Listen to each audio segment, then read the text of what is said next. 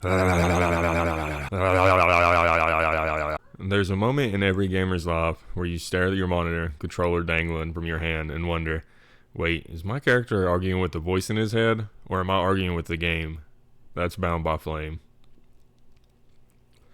It's the story of a mercenary possessed by a fire demon, a tragic tale of inner conflict, moral compromise, and awkward dialogue. A game so ambitious it looked at the AAA industry dead in the eyes and said, we too can make a BioWare game, only to trip over its own sword and accidentally romance a swamp witch out of pity. And yet there's something endearing about Bound by Flame. It's not a good game exactly, but it's also not a bad one, in the usual way. It's like someone tried to bake The Witcher 2 in a microwave using Skyrim's leftover textures, and then sprinkled some Dragon Age on top. So let's dig into this medieval fever dream, this noble, flaming disaster, and figure out why Bound by Flame is still somehow kind of awesome. Before we talk about demons and destiny, we have to talk about spiders. No, not the creatures, though they do share a few traits: small, scrappy, and constantly spinning, complicated webs that collapse under their own weight.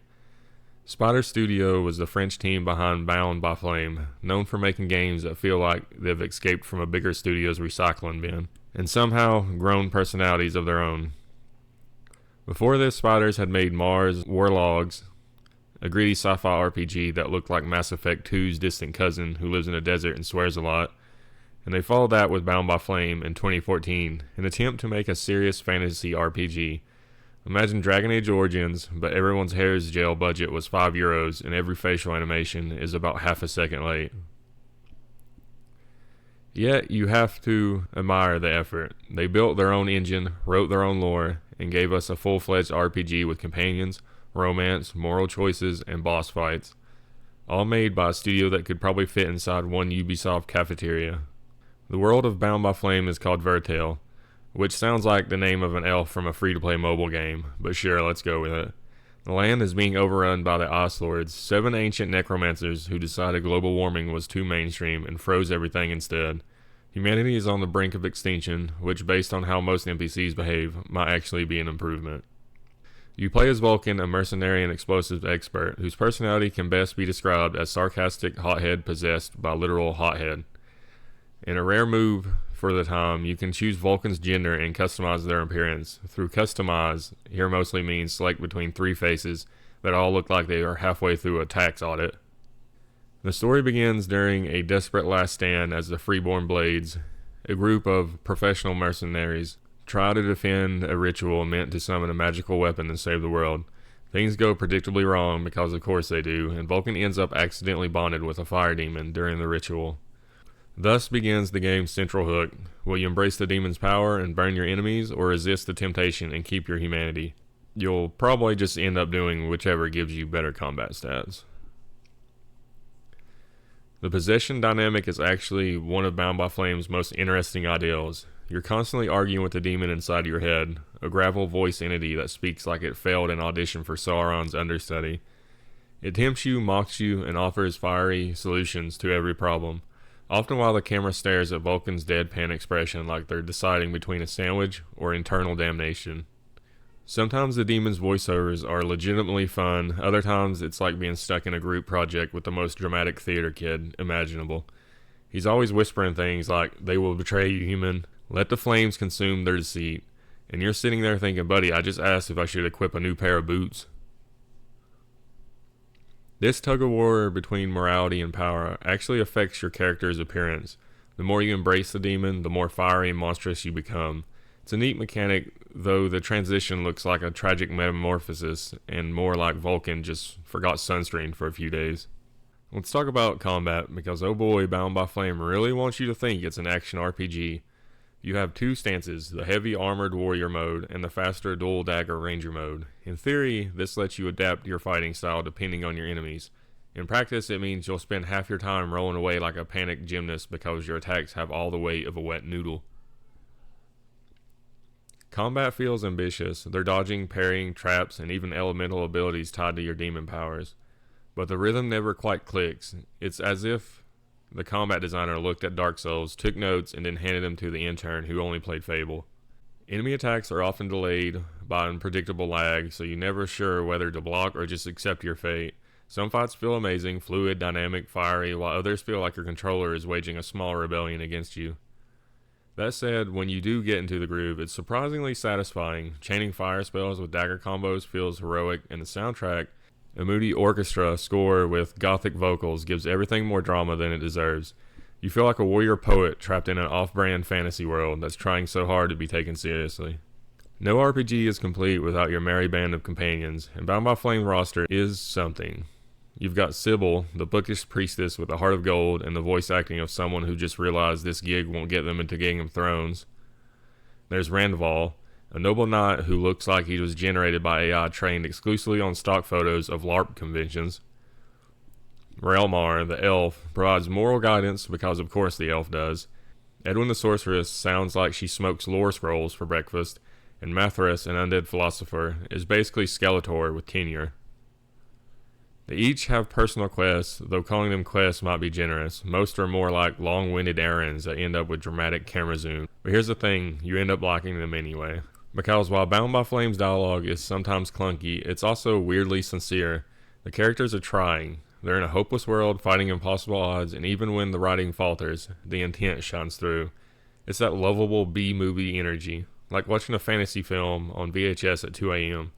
Half laughing, half genuinely rooting for everyone involved. The game proudly touts its moral decisions. Do you embrace your demonic power or cling to humanity? Do you save your companions or sacrifice them for the greater good?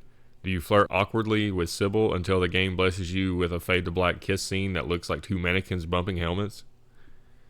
In theory, your choices lead to multiple endings.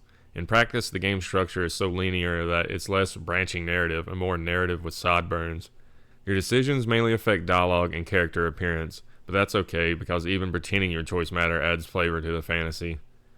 There's something charming about a game that earnestly tries to make every player feel like the chosen one, even when it can barely afford a second animation for hugs. Visually, Bound by Flame looks like it was made on a shoestring budget and an overachieving heart. The environments range from impressively atmospheric to that's definitely the same tree rotated 90 degrees.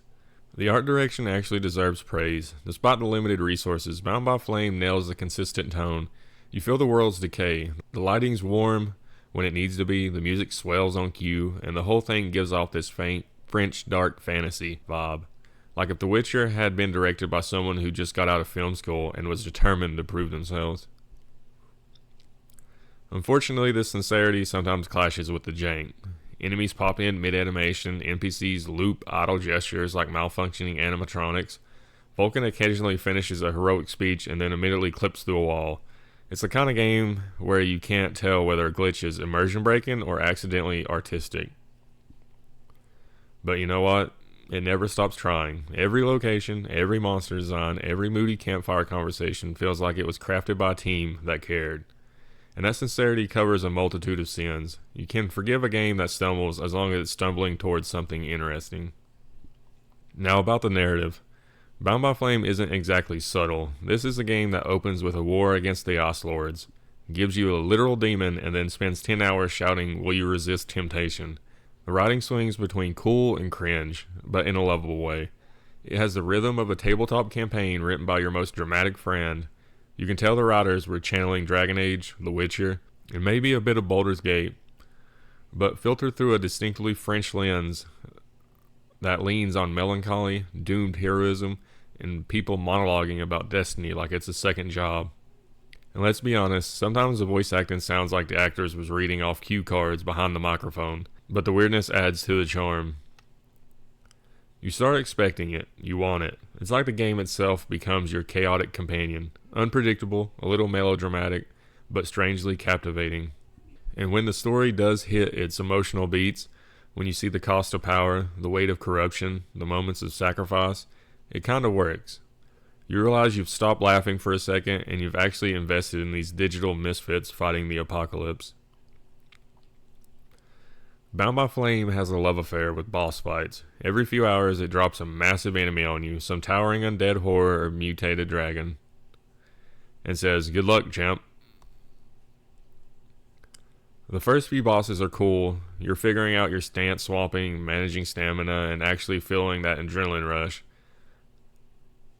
But then the difficulty spikes, like it's auditioning for Dark Souls. Budget Edition. Suddenly your character is rolling for their life as a frost giant erases half your health bar with one swing. The game's combat design feels torn between action and RPG sensibilities. Not quite precise enough for the former, not quite tactical enough for the latter, and yet when you finally win it feels incredible, because victory here doesn't come easy. It comes from perseverance, a little luck, and learning the boss's attack animations by sheer force of will. It's the kind of game where you die, reload, die again, curse softly, and then triumphantly yell when you finally land the finishing blow. It's frustrating, but it's earned frustration. It's the good kind, the I did it myself kind. No fantasy RPG would be complete without the awkward pursuit of love amidst global annihilation. Bound by Flame's romance options are endearingly clumsy, like teenage poetry read aloud at a funeral. You can romance Sybil, the pure-hearted priestess, or Edwin, the dangerous sorcerer who's roughly 40% cheekbones and 60% menace. Each romance is handled with the same emotional weight as a high school play, sincere, stiff, and occasionally endearing by accident. But oddly, you start rooting for them anyway. It wants you to believe that love can bloom even when surrounded by undead warlords. That sincerity, again, is what makes it memorable. Under the hood, Bound by Flame actually has some neat systems. You can craft gear, upgrade weapons, and build your skill trees in 3 categories: Warrior, Ranger, and Pyromancer. It's flexible enough that you can build a tanky Pyromaniac or a stealthy rogue with fire support, which sounds like the fantasy version of malfunctioning lighter, but works surprisingly well. Crafting, meanwhile, is delightfully overcomplicated. You'll find yourself hoarding random loot, scraps, metal, without remembering why. And then there's the economy. The in-game currency feels like Monopoly money after a while. You'll sell 3 legendary weapons and still can't afford 1 decent potion. But that's okay, because by that point you mostly powered by spite and demonic flame anyway. The best part is how Bound by Flame keeps you constantly tinkering, adjusting gear, trying new combos, pretending the next skill upgrade will fix everything. It's the RPG equivalent of endlessly rearranging furniture in a burning house. So what went wrong? Why isn't Bound by Flame remembered as a cult classic instead of a curiosity? The truth is, it came out in a brutal era. 2014 was peak AAA dominance. 2014 was peak AAA dominance. Dark Souls 2, The Witcher 3 looming over the horizon. Bound by Flame walked into that crowd with a cardboard sword and a lot of heart. Critics mocked its writing, players laughed at its voice acting, and yes, it is clunky. The pacing's uneven, the animation's stiff, the story predictable, but beneath all that is something you rarely see in mid-budget games anymore: authentic effort. This wasn't a cynical product. It wasn't built to monetize. It wasn't even built to succeed commercially. It was built because someone at Spiders generally loved RPGs and wanted to make one, even if it meant eating instant noodles while rendering Fire Effects until 3 a.m. And that passion matters. You can feel it in the way every system almost works, in the way the music swells before a boss fight, in the way Vulcan shouts, "I am my own master," while you both know that's only half true. By the time the credits roll, Bound by Flame has given you everything it can. You've faced the Ice Lords, chosen your path, made peace or war with your inner demon.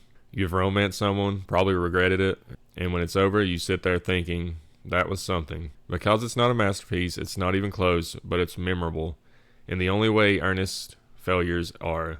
It's the kind of game that reminds you why we love mid-tier RPGs, because they take risks.